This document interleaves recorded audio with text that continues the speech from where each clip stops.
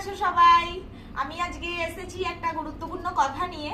তো আপনাদের বাচ্চারা কি সলিড খাবার স্টার্ট করে দিয়েছে? যদি স্টার্ট করে থাকে তাহলে আপনাদের বাচ্চাদের খাবারে কিন্তু 3টে ফল অবশ্যই অ্যাড করবেন। এইগুলোকে সুপার ফুড বলা হয়। তো 1 নম্বরে আসছে বানানা, মানে কলা। কলা হচ্ছে বাচ্চাদের জন্য খুবই উপকার, এতে খুবই নিউট্রিয়েন্টস থাকে। আপনার বাচ্চা যদি ভাত নাও খেতে চাই, আপনি দিনে একটা করে কলা খাইয়ে দেবেন, তাতে আপনার বাচ্চার ভাতের থেকে দ্বিগুণ পুষ্টিটা পেয়ে যাবে। আর দ্বিতীয় নম্বর হচ্ছে অ্যাপেল। অ্যাপেল হচ্ছে খুব ভালো একটা ফল, যেটাতে অনেক কিছু থাকে, অনেক নিউট্রিয়েন্টস থাকে। আপনার বাচ্চাকে দিনে একটা অ্যাপেল খাওয়াতে পারেন, এটাতে আপনার বাচ্চা যথেষ্ট পরিমাণ পুষ্টি পেয়েই যাবে। তো আর 3 নম্বর হচ্ছে অরেঞ্জ। অরেঞ্জ মানে কমলা।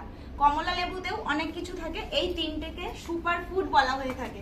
তো আপনার বাচ্চাকে যদি প্রত্যেকদিন এই 3টে ফলের মধ্যে যে কোনো অন্তত একটা করে খাওয়াতে পারেন, তো আপনার বাচ্চার নিউট্রিয়েন্টসের কোনো কম হবে না।